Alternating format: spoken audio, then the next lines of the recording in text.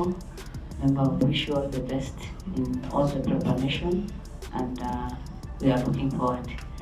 Come in and let us allow him to introduce himself. And then who are on their way coming. So let us go now. MP Miki West and member of this committee. Finosiba, Hansard reporter attached to this committee. Thank you. Abdullah Arale, committee clerk. Wilson Mondi, fiscal analyst. Thank you very much, Chairman, and to all the committee members for having us here. Titus from the Office of the President of FKF. Morning, Chair. On proposal.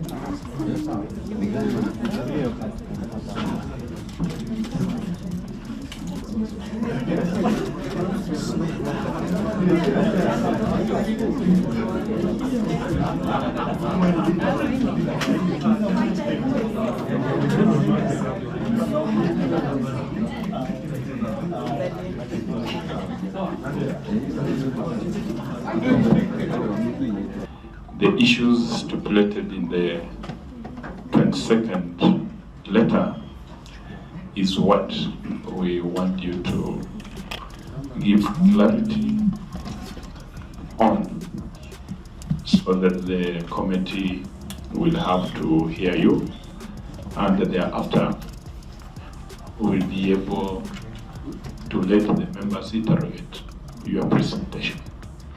So kindly, just from the sequence of what we asked you to, kindly you can proceed and give us your presentation.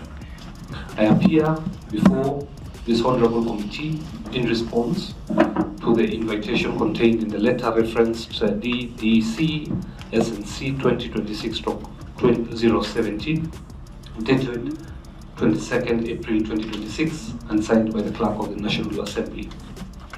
I do so as the duly elected President of the Football Kenya Federation in full compliance with the FKF Constitution 2017, the statutes of the Federation and the statutes of FIFA and the regulations of CAF.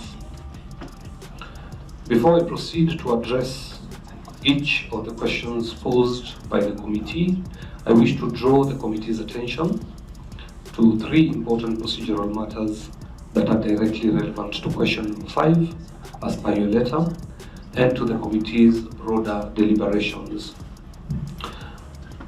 Certain matters relating to the internal proceedings of the FKF National Executive Committee of 24th April 2026 are currently the subject of proceedings before the Sports Dispute Tribunal of Kenya, case number SDTSC E028/2026. A conservatory order was issued by the tribunal on the 27th of April 2026, reinstating the effects of the resolution passed at that meeting. So it would be improper and potentially prejudicial to those proceedings for me to address the committee's question, but with fullness it deserves. I will, of course, endeavor to go into as much detail as possible without making sure that we respect the bounds of sub judice rule. FIFA has also formally written to FKF on 26th of April 2026 through its Chief Member Association Officer, Mr. Elkan Mamadov, advising that FIFA and CAF are conducting a formal assessment of the circumstances surrounding the resolutions of 24th April 2026. A copy of FIFA's letter is included in the document pack presented to this committee.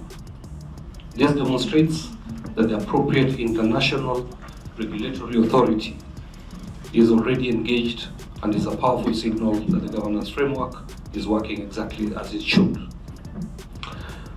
It is also important to place before this honorable committee that notwithstanding the recent events, the Football Kenya Federation has continued to register key milestones in the development and stabilization of football in the country over the last 1 year. These include, but are not limited by any chance, to the lifting of restrictions by FIFA. And this is as a result of our fiscal discipline and the reform agenda that we have held in FKF over the last 1 year, something that held us back for a very long time. So it is indeed a pleasure to announce that there's no more restrictions from FIFA, which has been there for years. And it is purely because of our fiscal discipline and good governance at FKF. Securing a title sponsor for the FKF Premier League, which is now the Sport Pesa League, big milestone for Kenyan football. We also secured sponsorship for the first time for the Women Premier League. We also have ongoing planning and coordination of AFCON. We successfully hosted CHAN, and for the first time in the world, not only in Africa but in the world, Kenya hosted the FIFA Series for Women, the first ever FIFA tournament on our Kenyan soil, which is a big vote of confidence from the global body. Kenya, Mr. Chairman, as you may be aware. President, before we proceed, Yes. on your second last bullet, Yes. ongoing planning and coordination for, is it AFCON or CHAN? Or AFCON. So that is a So typo. that is a typo. Apologies for that, Chair. You are right. So that is a typo. It should be AFCON. So, Chair, on qualifications for the women team for AFCON, another major milestone which will be held in Morocco this August coming up, and Kenya has qualified to compete amongst the best in the world. Launch of the women football strategy in partnership with FIFA was concluded recently, with key resolutions passed on how we will develop the game. So implementation of capacity building programs and international exchange initiatives, including cooperation with Morocco through the Royal Morocco Football Federation. Again, a massive win for Kenya. We have to benchmark with the best in the world for us to be amongst the best. AFCON 2027 will be a historic milestone for East Africa, and Kenya is proud to play a central role in delivering a successful and world-class tournament. On question number 2, Chairman, details of the medical insurance cover for players, officials, and spectators, if any. It is my pleasure to inform the committee. Dear Chairperson, this question requires me to explain the legal and regulatory architecture that governs insurance obligations in international football tournaments, as it is a framework that is often misunderstood in public discourse. All rights, obligations, and operational responsibilities pertaining to the 2027 AFCON vest exclusively in CAF. Kenya, Uganda, and Tanzania are host nations operating under the terms of the hosting agreement, and we do not own the tournament. Our obligations are defined and bound by that agreement. On the issue of medical reports, I want to reference the CHAN medical report, which is in the bundle that you have received, which details that. Regarding player insurance, I wish to draw the committee's attention to a well-established principle of international football law that governs this matter. Players participating in AFCON 2027 are not employees of their national teams. They are contracted employees of their parent clubs. Under the FIFA regulations on the status and transfer of players, the primary insurance obligation for a player rests with the employing club, not with the national association. National associations, including FKF, are required to step in and provide insurance cover only in the specific and limited circumstances where a player called to national team duty does not have existing insurance cover from their club. In practice, this situation is rare, as the overwhelming majority of players participating in AFCON are professionals whose clubs maintain comprehensive insurance cover. Spectators' welfare and safety are governed by CAF's stadium safety and event operations protocols. All designated match venues must comply with these protocols as a condition of hosting. Kenya's designated venues, Talanta Stadium and Kasarani, are subject to CAF's inspection and certification requirements, which include emergency response provisions directly related to spectator welfare. On question number 3, the state of emergency medical services, availability of ambulances, trained personnel, and linkage to designated health facilities. Honorable Chairperson, emergency medical preparedness for AFCON 2027 is governed by a comprehensive framework established by CAF that applies to all matches and officials events under the tournament. There is, and this is a very important point, there is a dedicated medical committee within the LOC, within the LOC of each host country that is tasked with all relevant matters in regard to this department. CAF's medical and security protocols, which are mandatory for every AFCON 2027 match across all 3 host nations, specify the following minimum requirements for each match venue. A defined number and grade of medical personnel, including qualified physicians, paramedics, and first aid officers, to be deployed at every match. A specific number of fully equipped ambulances to be positioned at each venue throughout every match, including during, pre-match, and post-match periods. Defined emergency response timelines from first intervention to hospital transfer. Formal linkage and arrangements between each match venue and designated tertiary care hospitals, including pre-agreed admission protocols.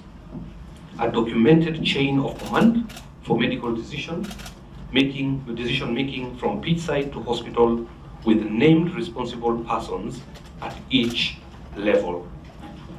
Both Talanta Stadium and Kasarani have been assessed against these standards by CAF inspectors. The assessments have been completed and Kenya's venues have met the requirements set.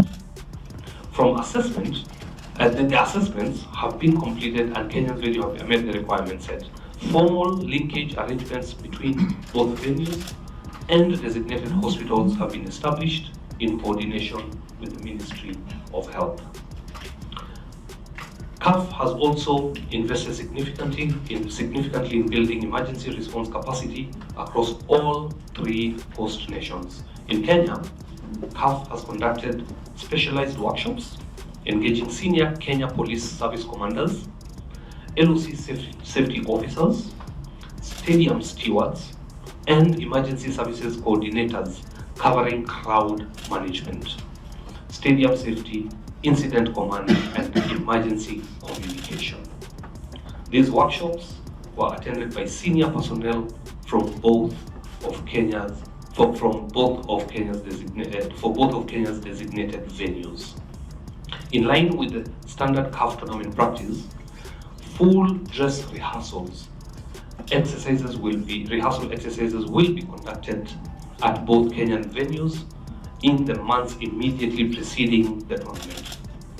These exercises will test all emergency response systems under simulated match conditions, with CAF safety and security observers present to certify readiness before the first match.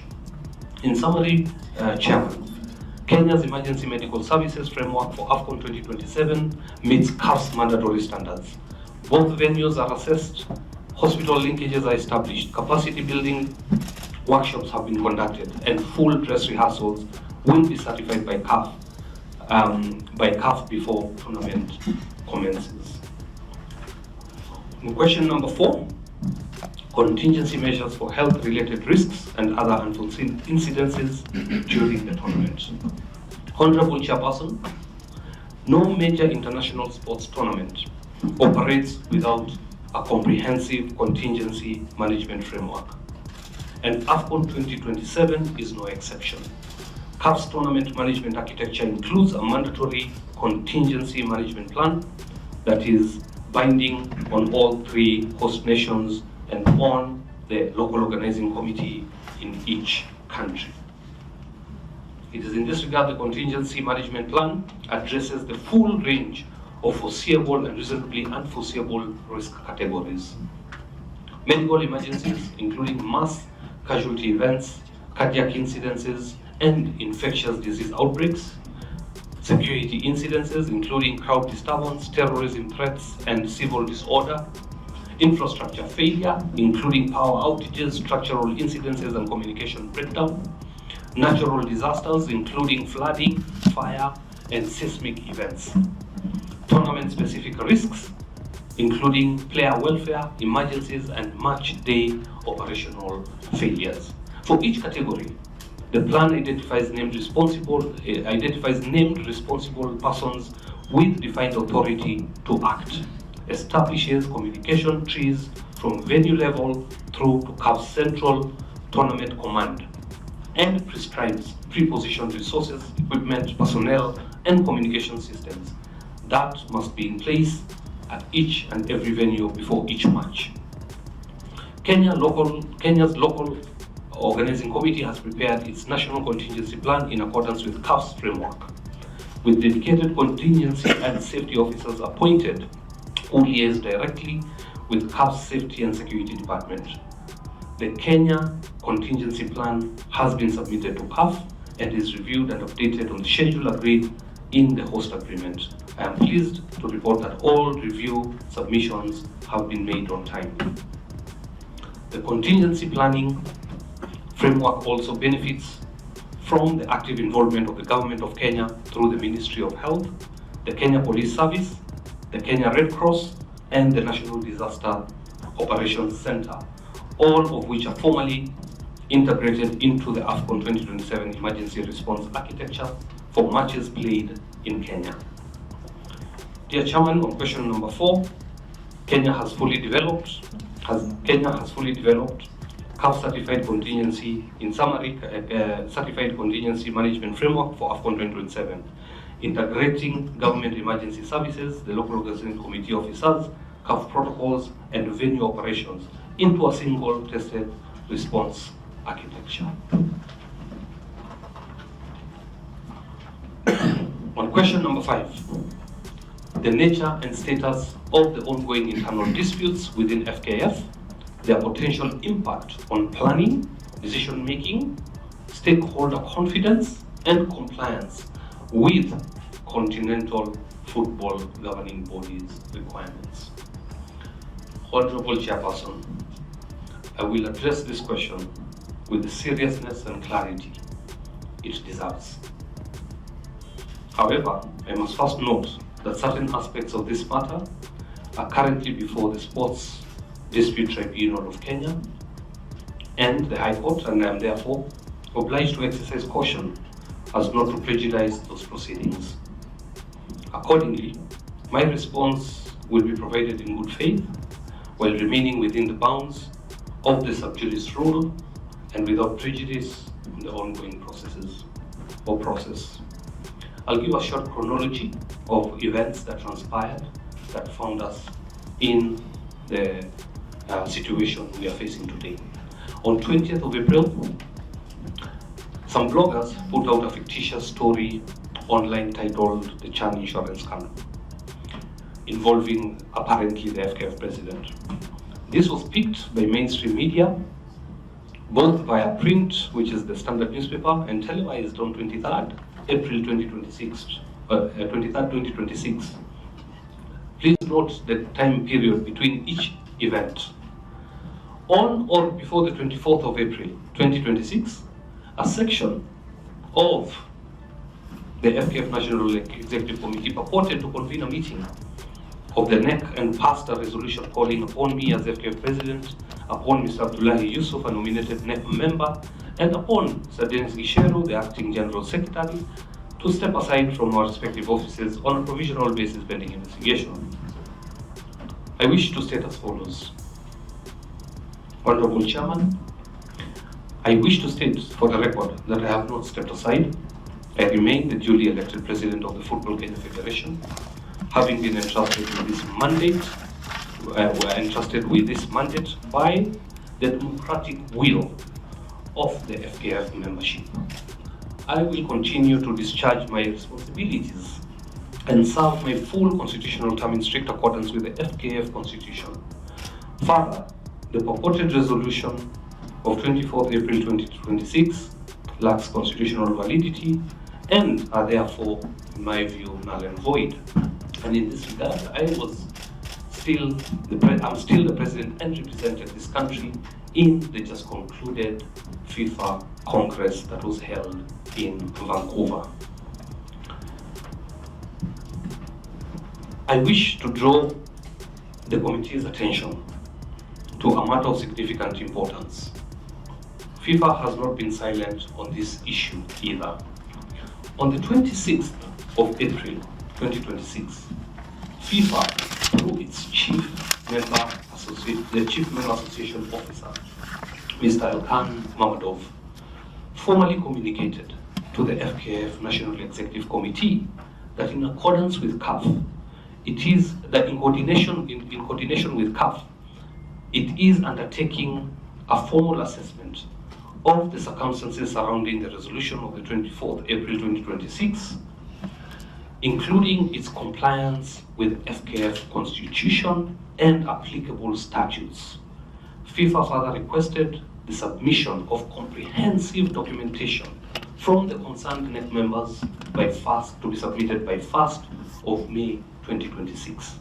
A copy of this correspondence has been included in the document pack presented to this honorable committee. The significance of this intervention is clear. It demonstrates that the global governing body of football has taken note of the event in question and considers them sufficiently serious to warrant formal review. This is not indicative of satisfaction with the process that transpired. Rather, it reflects a considered need to examine whether proper governance and constitutional procedures were upheld. Honorable Chairperson, the committee has specifically asked whether this dispute has impacted planning, decision-making, stakeholders' confidence, and compliance with CAF and FIFA requirements. My response is clear and unequivocal. I was entrusted with this office to ensure the continuity, stability, and growth of football in Kenya, and I remain fully committed to that mandate.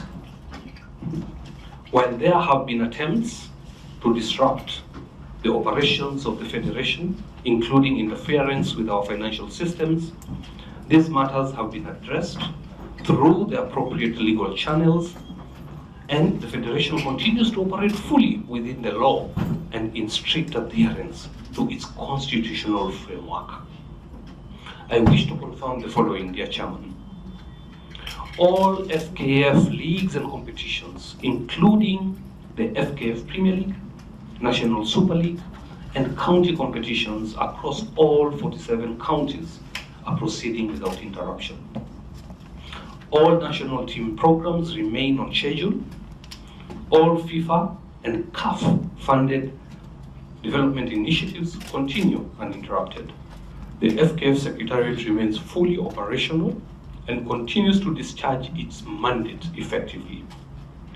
FIFA has been kept fully informed, and FKF remains engaged with both FIFA and CAF in full compliance with their requirements. Our commercial partners, including Safaricom, SportPesa, Mozartbet, and Azam TV, have been briefed and remain fully committed to their partnerships. These facts demonstrate that the Federation's core operations, governance, and obligations, both domestic and international, remain intact and functional. I wish to assure all Kenyans that I remain fully committed to the responsibility entrusted to me. I will continue to work diligently to ensure that our football development agenda remains on track and uninterrupted, even as the relevant processes take their due course. Our focus remains clear: to serve the game, uphold its integrity, and deliver sustained progress for Kenyan football at all levels.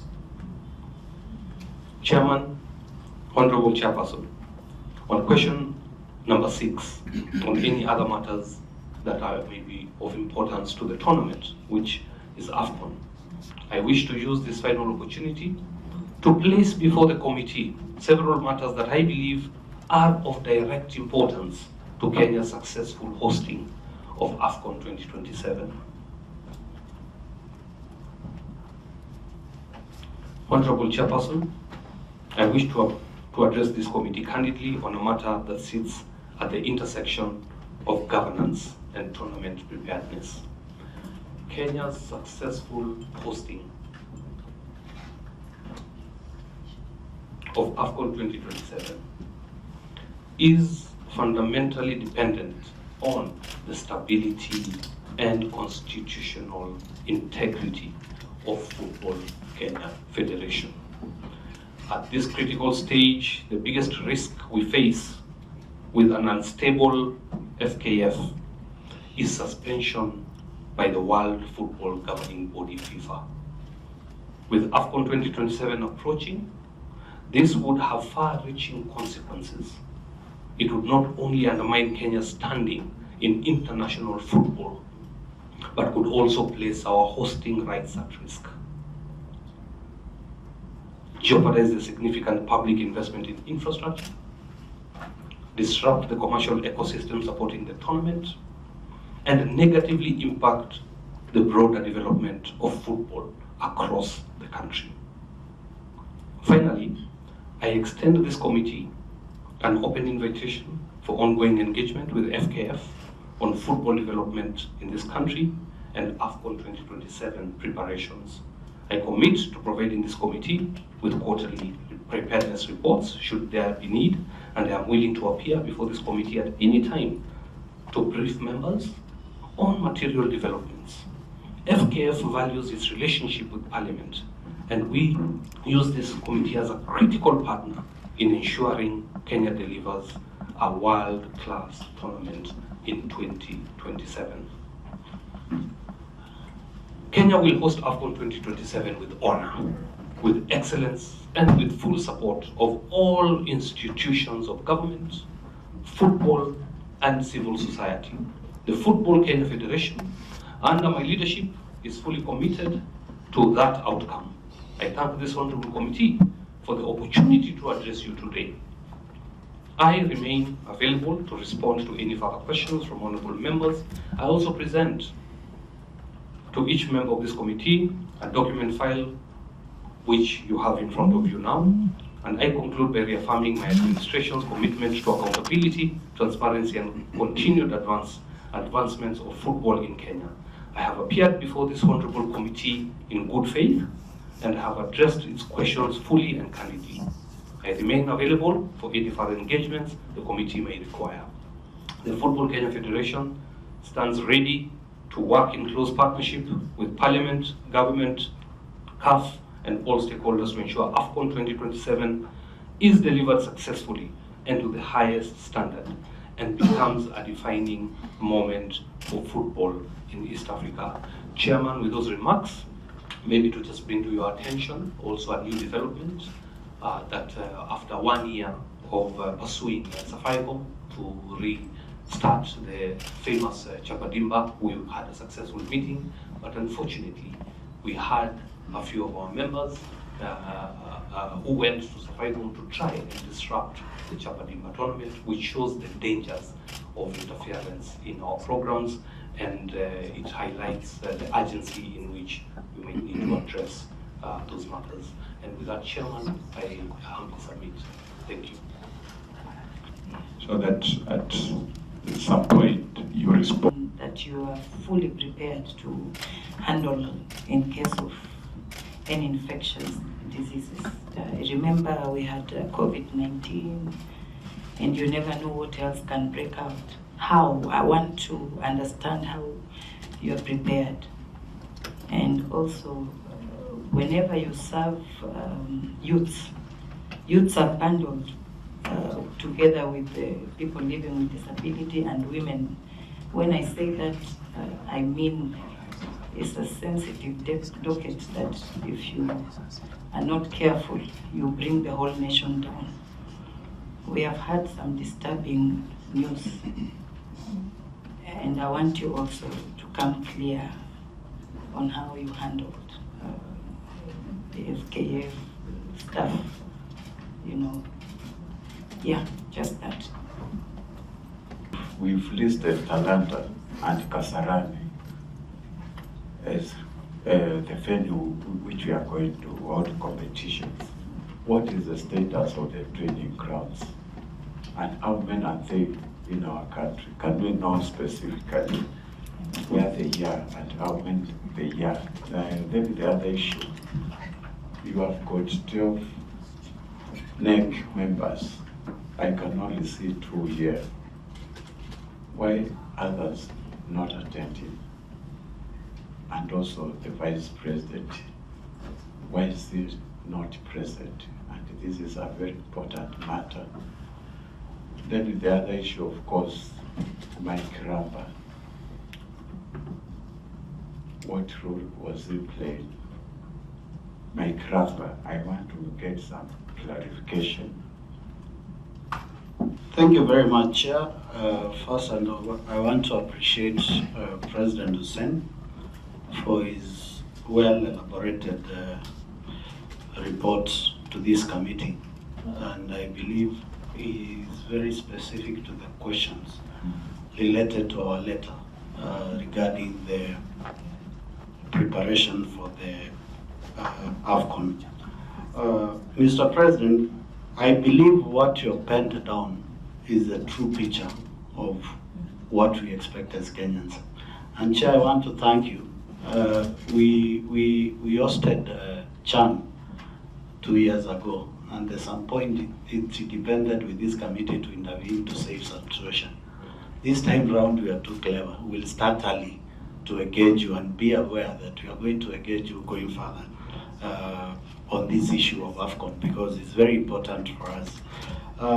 Chair, I want to get guidance. There is the Pamoja project cost joint structure which was done in Kampala. Kindly share with us the minutes and the dates, the specific dates when that meeting took place, because that will guide us on how to evaluate our forecast. And then also, Chair, you need to share with us the agreement for CAF ownership of the tournament, so that they don't run away from responsibility and throw it to CAF. Because if you are the local federation and some things goes wrong, it will be not to the image of the federation, but to the image of the entire country. So I've seen you have put it very clearly on CAF ownership of the project. We don't dispute that, but also share with us the agreement to be sure that you will not hide within technicality of ownership of CAF, which I believe you have, so that we can be able to do that. The other issue is that the issue of dedicated medical committee with the LOC as the host country. Chair, this issue of medical, we need to get further clarity. I believe you have really explained who are the real owners of this insurance. It's the clubs themselves. And I believe with the players, they need to certify that requirement that the clubs they come from, they surely have a fully medical insurance. But also, Chair, if a player is coming from the Nyusabuk football club, from the grassroots down there, whereby the club itself cannot even afford the referee, he has to be taken care of by the chairman, cannot afford the coach, he has to be taken care of by CNN or Karoli or Amanu. You know, we have those players coming from very low clubs. What is the federation doing about it? Because it's very critical, so that on exceptional scenarios of that player, we expect the federation to kick in and take up this player to make sure that in case of anything, he's well covered. So we would wish to get that insight. In general, Chair, the President has put the country into the phase, and I believe what he has told us, he's going to quarterly brief this committee. I think we'll put it on our schedule so that we don't fall into the trap we fall like last time. And I believe that we should be able to move forward. The last thing is this, Mr. President. Despite your first statement on the legal matters on the river, we respect that. What efforts are you making to reconcile with the other group? Because human beings differ in ideologies, find themselves into very different divergence. And why I'm asking this, Chair, is that he has alluded it very clearly that if we are not careful, we risk the ban of fever. And Chair, I was with you in, was it in, when Mheshimiwa Babu Namwamba was the CS. Chair himself here personally took the issue of the ban of fever head on, and if it was not for him, and I want to thank you, I like thanking people when they can hear me. It was very difficult to get the ban lifted. So, Mr. President, one cardinal expectations of Kenyans is to have a resolution mechanism which will not allow this country to go to that route of being banned. Last but not Chair, I just want to look at Mr. President on the face and ask him this question. Do you foresee interference with cartels and people with personal or conflict interest to put the Federation into the situation they are in? If they are, I know you don't want to, we don't want to get into the issues of court, but you can see our chairman drawing the curtain, and he'll share with this committee before we go on to our report. I think Mr. President kindly respond to those, then thereafter we'll have another time. How to handle infectious diseases, Honorable Chair, that is why I have specialists in every committee, and I will not sit in front of this committee and pretend to be a medical expert. I am not. So I may not be qualified really to respond in detail on how we can stop infectious diseases, but there are protocols within the committee that have been laid out that will, of course, help to monitor, assess, and mitigate on any risks pertaining to crowd, wherever there's a crowd gathering, and especially for an event of this magnitude. So I can assure the committee that the relevant departments within the local organizing committee and CAF structures have got the right personnel and the right expertise to deal with health matters, especially on infectious diseases. So that would be a question that can comprehensively, I think, be responded to by the relevant committee within the organization structure of the LOC. On the matter to do with sensitivity of youth, I agree with the Honorable Member that it is very important that we consider youth development, and that is why I was very excited yesterday when we agreed with Safaricom to launch the 5th edition of the Chapadimba tournament, because it covers under 15 youth, both boys and girls, Honorable Chair, across the country, across all the 48 branches, and that is why it was truly disheartening to see a member trying to stop it, or trying to stop such a beautiful initiative. So I am cognizant of these issues, and we are going to ensure that all initiatives involving youth, the disabled and women, takes frontline in terms of our preparedness and initiative. Honorable Chair, also for the first time in response to this question, I'd like to reiterate the fact that the women leagues have gotten sponsorship in terms of prize money, and each team within the Women Premier League for the first time got a stipend from our media partner, Cape Media, TV47, and Radio 47 stepped up through my intervention to support the women leagues. So that is a big, big milestone for us. It has never happened before. So I hope that has answered the question on the sensitivity of youth involvement and women. On Talanta Stadium and Kasarani and training grounds, we have a total of about 11 stadiums, I think, in total for training, which are being developed. So you have Ulinzi Sports Complex, you have the Police Circle, you have the Moi International Sports Center Kasarani, the annex, you have the Moi Sports International Sports Center Annex 2, so we have 2 at Kasarani. You have the Kenya Academy of Sports, the first ground. You have Kenya Academy of Sports, the second ground. So you have 2 grounds with Kenya Academy of Sports that are being developed. And we have Utalii College, we have Talanta Sports City Stadium, which will have 1. We're trying to see if 2 will be viable. And you have Kirikiti Stadium, also earmarked as training centers. Honorable Chair, these are very important, it's a very important question in this regard. As a legacy, and I thank the member who has raised the question, as a legacy project for AFCON, what remains after the tournament? We are struggling right now to host our leagues and competitions.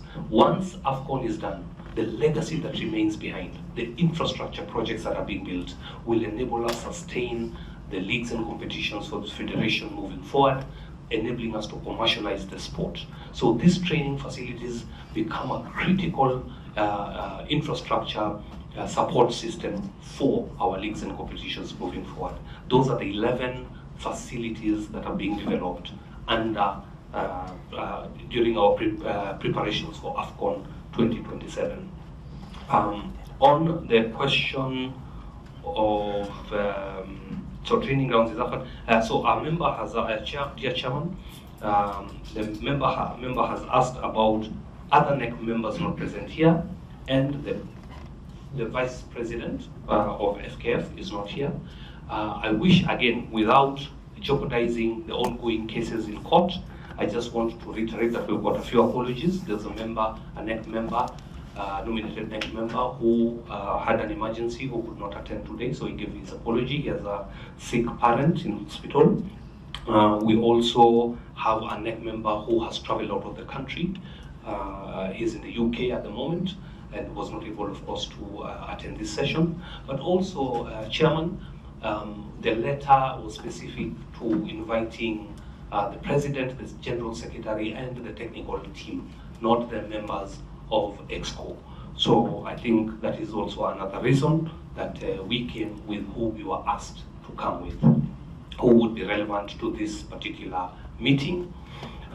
In regards to the Vice President, it is in the public domain that there was an attempted coup while I was away in Kampala. Surprisingly enough, we were in that in those meetings together. I never got any indication there was trouble in the backyard, but it is what it is, and I think based on that, then they were not able to attend this particular meeting, but I went with the invitation letter, dear Chairman. So I just followed the instructions of the committee. But also out of choice, they may not have wished to maybe attend. There's a question on a name that has been brought about the insurance. I think Mike Rabah, as asked by a member, dear Chairman, was the CEO of the LOC. We had the CEO of the Federation as well, who was the contact person with CAF as well in the insurance issue. And I don't have any comments on this because it's a matter, I think, under investigation now. And I think it is with the EACC, and we have submitted all relevant documentation to them, to which they have, which includes all the communication between the relevant parties. So I don't, I think the link is from the media reports, and I think what was carried in the mainstream media in the Standard newspaper. So I really don't have much to comment about that because I don't know any details in regards to his participation or not. But what I have done is I have submitted all relevant documents to EACC to DCI, and they are looking into the matter. So I think on that would be my response. On the issue of the meeting in Kampala, the meeting was convened by CAF. So I think there should be minutes somewhere. I haven't personally seen the minutes, but we should be able to extract the minutes. The Cabinet Secretary of Sports was the lead from the Kenyan side in that particular meeting.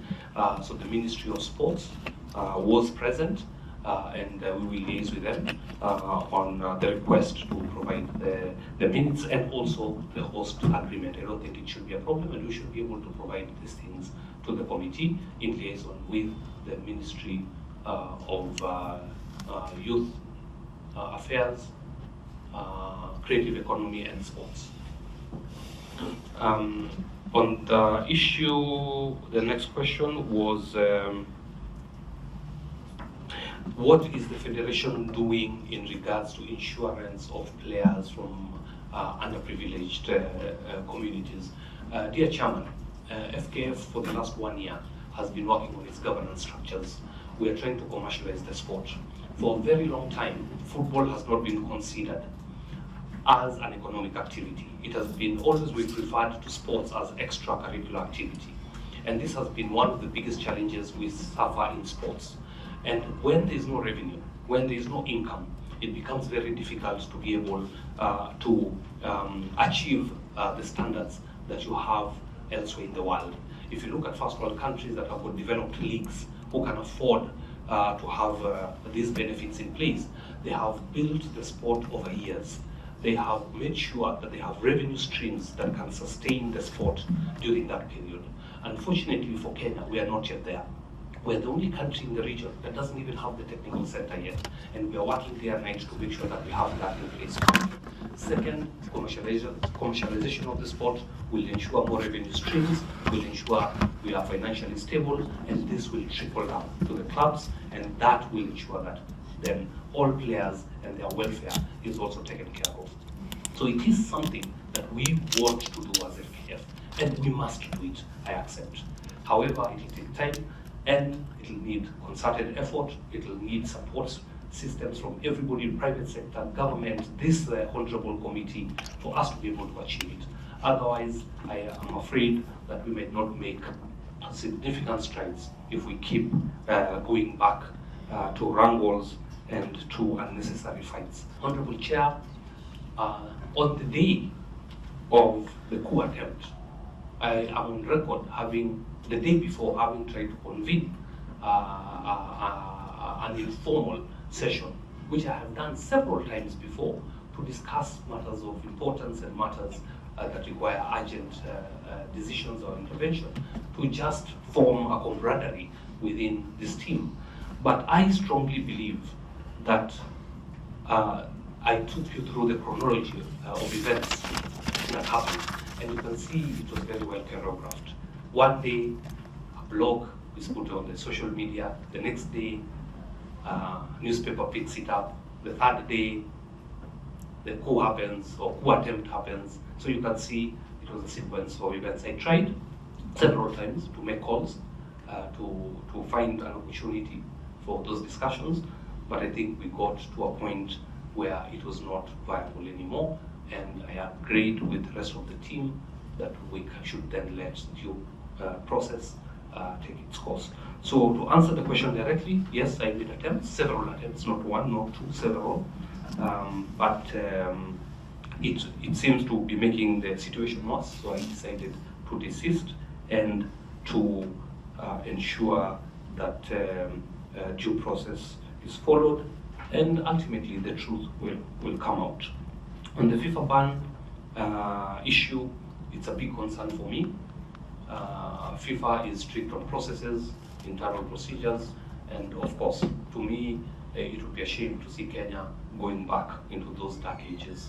And ultimately, internal interference, unfortunately, on matters to do with the Federation leads to this type of sanctions. And I want to reiterate that FKF has got internal mechanisms on how we deal with each and every situation. They cannot be prosecuted in the public domain or through third parties.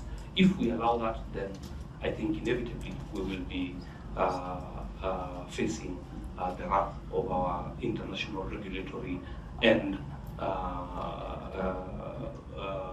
parent bodies like FIFA and CAF. You have mentioned, a chairman member has mentioned about interference. Maybe there is, maybe there's not, but I strongly believe that there could be maybe interested parties who might want to derail the good work we've done, or based on other interests, try to get us out of AFCON.